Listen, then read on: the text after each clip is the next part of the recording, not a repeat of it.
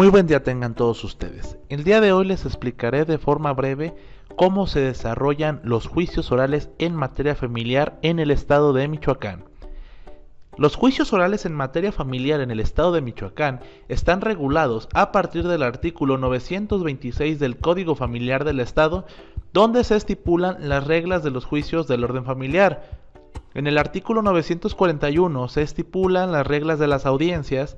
En el artículo 959, cuáles son los procedimientos que se tramitan por la vía ordinaria. En el artículo 1000, cuáles son los juicios que se tramitan por la vía especial, así como en el artículo 985 sobre las reglas de la audiencia preliminar, y en el artículo 999 las reglas sobre la audiencia de juicio, que a continuación explicaré.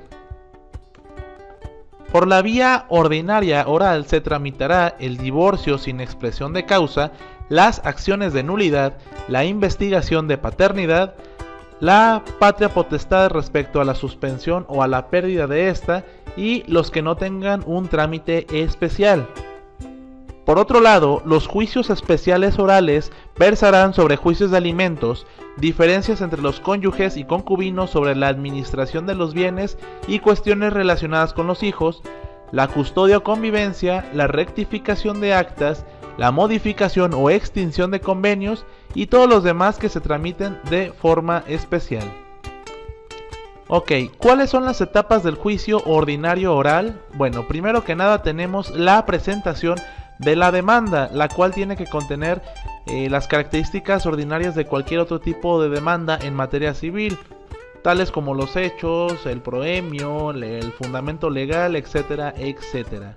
Posterior a la presentación de demanda, hay tres supuestos. Primero, que se admita.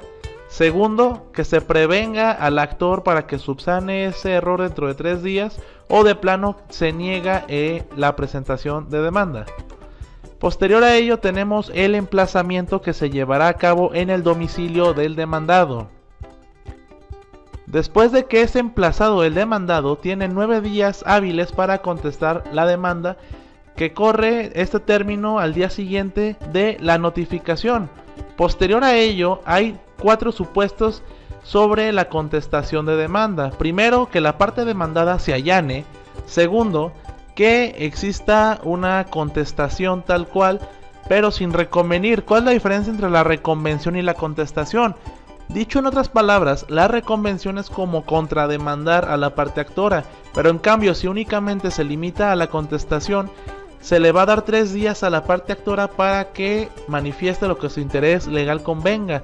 De lo contrario, si es una reconvención, se le dan 9 días, porque estamos en el mismo supuesto, como si la parte demandada haya demandado ahora a la parte actora. Por eso es como un tipo de contrademanda. O la cuarta opción, que se vaya en rebeldía. Esto es, que no conteste dentro del término que señala la ley. Posterior a ello y previo a las etapas de juicio oral, tenemos una audiencia de mediación, donde se pretende que las partes lleguen a un común acuerdo. Si no se llega a un común acuerdo, tenemos la audiencia preliminar, que más adelante explicaré cuáles son las etapas de esta audiencia. Posterior a ello tenemos la audiencia de juicio, que es donde se va a dictar sentencia. Si la sentencia no es a nuestro favor o si queremos interponer algún tipo de recurso, tenemos el recurso de apelación para promoverlo dentro de los 9 días hábiles siguientes a la fecha de la sentencia. Y por último tenemos el juicio de amparo. Las etapas del juicio especial oral son muy similares a las del procedimiento ordinario. Tenemos la presentación de la demanda, los 3 supuestos donde se admite, se previene o se niega, el emplazamiento, la contestación por parte del demandado, que en lugar de 9 días en este supuesto es de 3 días. Y si se fijan, en la reconvención y en la contestación son igual 3 días, porque aunque exista reconvención, como este procedimiento es especial y la ley señala que son 3 días para contestar, se le da el mismo término a la parte actora para que conteste esta reconvención. Posterior a ello tenemos lo mismo, la audiencia de mediación, y aquí la principal diferencia entre un tipo de juicio y otro.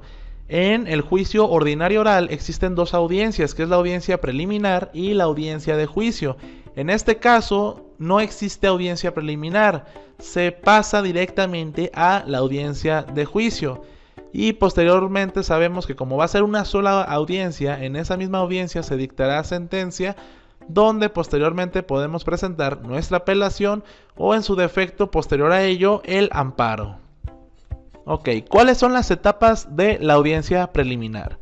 Primero, la enunciación de la litis, que no es otra cosa más que la parte actora manifieste cuáles son sus pretensiones o qué es la acción que está intentando promover frente al juzgado competente. Posterior a ello tenemos la fase de mediación y o conciliación, donde se le hace una invitación a las partes para resolver su conflicto con alguna de las salidas alternas al procedimiento, como puede ser la mediación, conciliación o negociación. Posterior a ello, si hay un convenio, se hace una sanción del convenio, pero si no, se continúa el procedimiento con la fijación de acuerdos sobre hechos no controvertidos. Se hace una propuesta para que ya los hechos que están debidamente probados o que ya son por demás que se mencionen, se señalen como hechos no controvertidos y así el juicio continúe.